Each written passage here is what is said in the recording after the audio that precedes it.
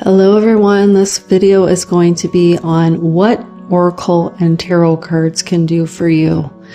So you might not be aware of all the things that they can do. I'm going to go into as many that I've experienced that I can give you, and obviously there's probably more uses for them, but I'm just going to explain what I've been able to do with the cards over the years. And it does take a while to gain access to all these gifts. Okay, it does take a lot of practice. It does take a lot of time, years even. Okay, it doesn't happen overnight. There might be some card readers out there that are very gifted and they become very successful with the cards, with reading cards very quickly. But for the majority of us, I believe that we all have to really practice in order to get good at it, right? Just like with any skill.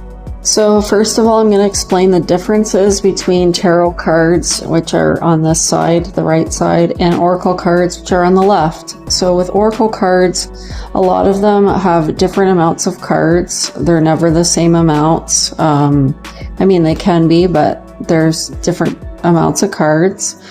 And they also have different themes, and you could have, a theme of love cards. You could have a theme of money cards. You could have a theme of angel messages, different things like that. So the pictures are always different.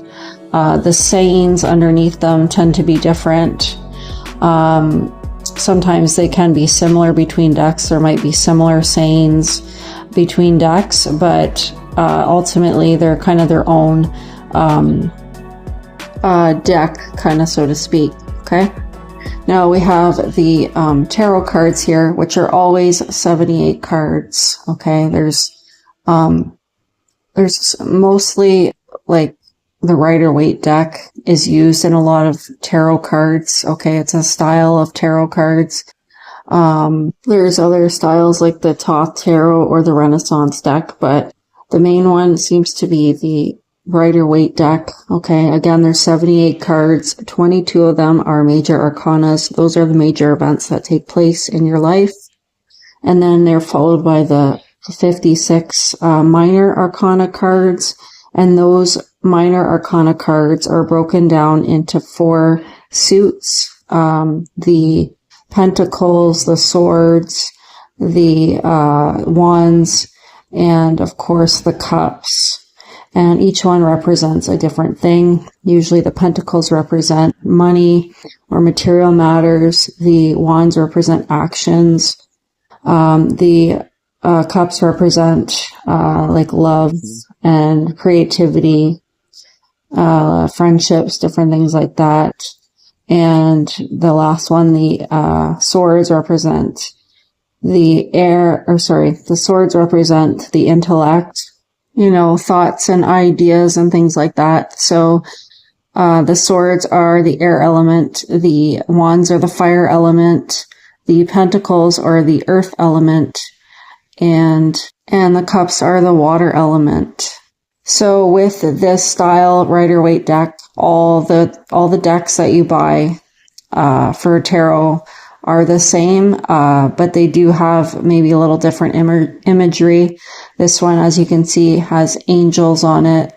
And then you might get the regular Rider-Waite deck, which is different images on it. Sometimes they have a witchy oracle themed tarot cards. It's basically anything you can imagine. They have tarot cards for that theme. However, all the cards are always the same representation. So you always have the 22 major arcana and the 56 minor arcana that represent, a certain thing. So even though the imagery might look a little different, the meanings of the cards do not change. All right, so with both cards, you can do a variety of things. You can tap into future events. Sometimes you get psychic downloads of what will happen in the future. Okay, that's so when I say I'm a psychic intuitive, I get psychic downloads at times of the future events that are going to take place in someone's life. Then we also have intuition, intuitive events. Those messages come through the cards. So tapping into your psychic senses, include senses that a lot of people have difficulty tapping into unless you practice a lot. Those are the extrasensory perceptions, such as clairaudience, clairvoyance, clairsentience,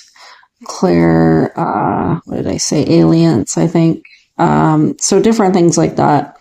And then the intuition is kind of like the gut feeling that you get when you look at the cards. Even though the cards are used for sometimes future events, they're best suited for present events that are currently taking place. So if you want to get information about a current situation you're going through, they're really good for that. The more and more you use the cards, the more you're going to be able to tap into their healing potential, and they will start guiding you. Your guides, you'll start connecting with your spirit guides, and you will start getting messages about steps that you should follow in order to heal or to improve your life. Your guides through the cards will also warn you about different situations in your life.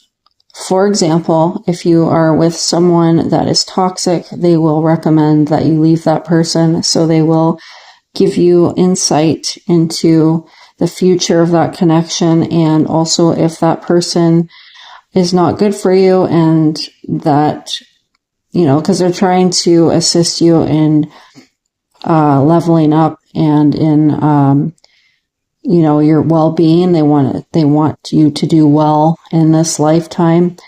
And so they will try and help you and assist you and guide you to where you should go and what you need to do. And, it's up to you whether or not you listen to the information.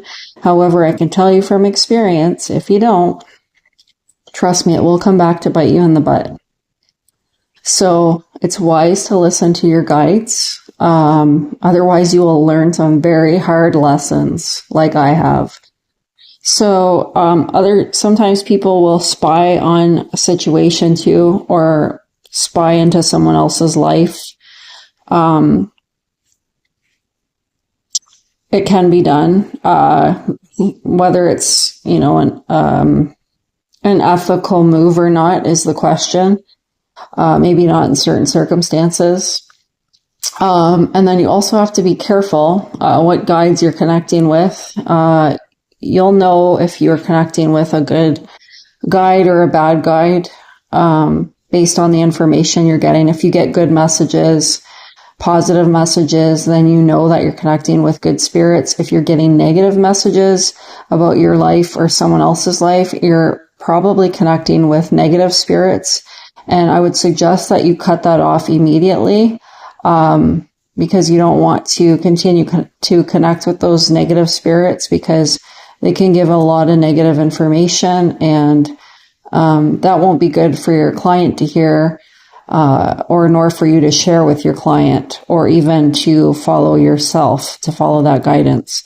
So I just cut it off, just stop the reading and tell them you don't want to connect with them. And that is kind of how you can maneuver the good spirits from the bad spirits. Also, you want to make sure every time you do start a reading, you do all the protection techniques that are required, the centering, the grounding before you do a reading, the envisioning light around your body for protection, and that you only want to connect with good spirits. So make sure you put your intention out about that, because that's super important, so that you do only connect with high vibrational spirits. Also, don't forget to cleanse your cards. I will do a more detailed video on that in the future, but don't forget to cleanse your cards. That's super important as well, to get rid of the energies and, for each reading that you do. Okay, I hope you guys enjoyed this video. If you want to follow me, that would be great. I'd love to have you subscribe, and I will see you in the next one. Love and light. Bye, guys.